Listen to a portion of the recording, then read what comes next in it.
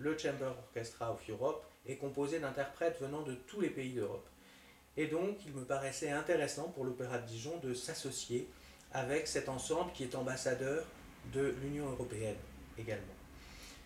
Cette vocation européenne, elle se traduit aussi dans un contexte régional. Et autant nous travaillons à l'échelon européen quand il s'agit de bâtir une programmation, autant l'échelon local, régional est pour moi extrêmement important parce que le public est d'abord un public venant de Dijon et de toute la région.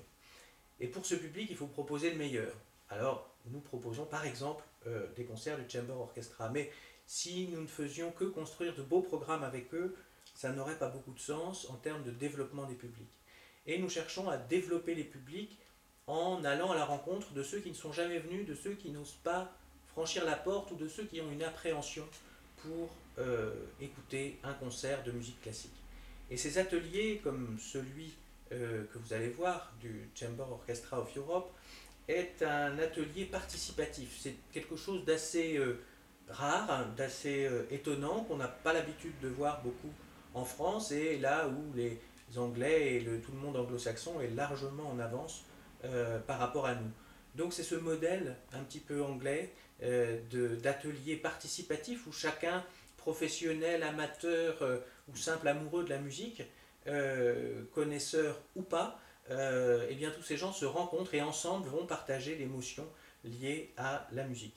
Voilà, c'est cette réunion à la fois d'une ambition européenne, d'un souci de développement des publics à l'échelle d'un territoire, le tout dans un souci d'excellence artistique, mais avec un partage que nous cherchons à développer à l'Opéra de Dijon.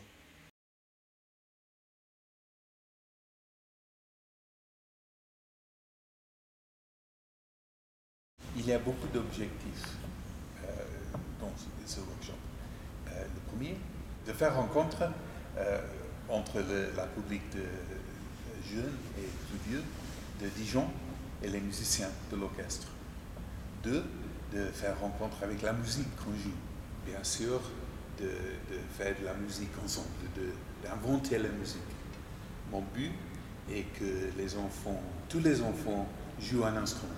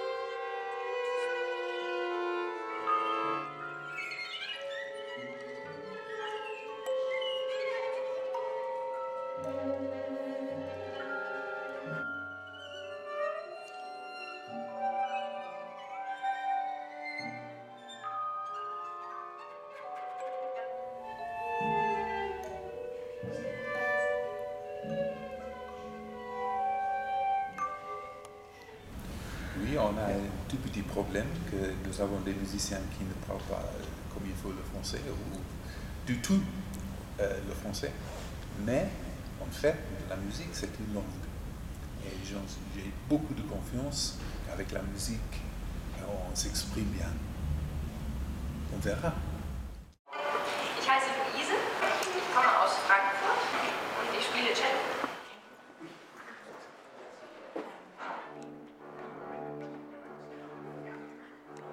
Et tu restes avec ça. Maybe you are the last one to. C'est la dernière. Arrêtez. La dernière. La Non, dernière. nous arrêtons avec toi seulement. Très très très douce. Avec ce rythme. D'accord. Essayons.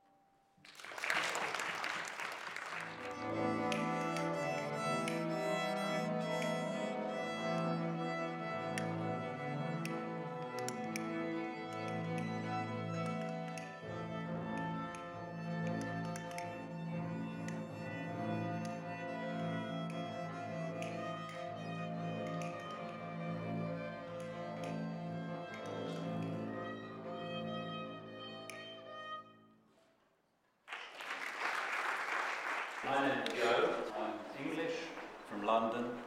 I play the violin. Aber ich wohne in Deutschland.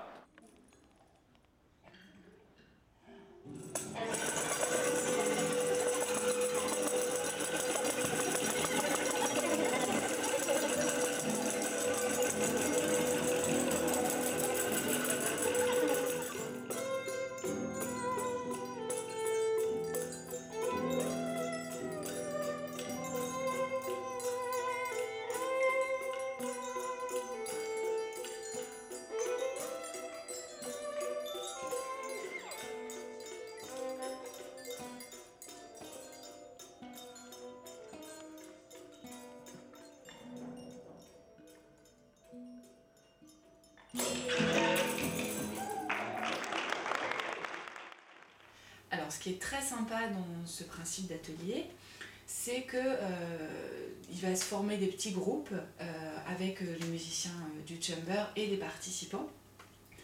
Et ces petits groupes vont créer des petites pièces musicales sur le mode ludique, sur le mode de l'improvisation. Donc on n'est pas du tout sur un mode scolaire et c'est une approche complètement différente en général que celle qu'ont les enfants musiciens.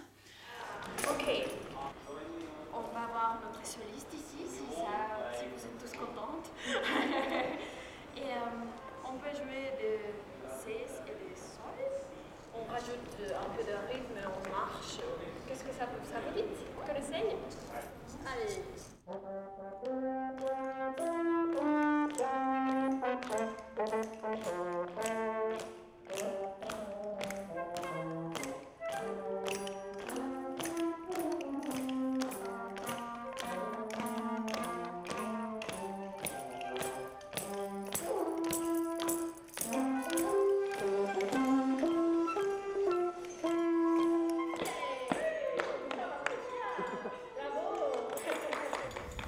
Pour moi, tous les participants sont égaux. Égales, si on joue un instrument, mais sinon, on est tous musiciens. On aime beaucoup la musique, on trouve la musique émouvante et tout ça. Et c'est une égalité. Comme en France, une égalité et une fraternité.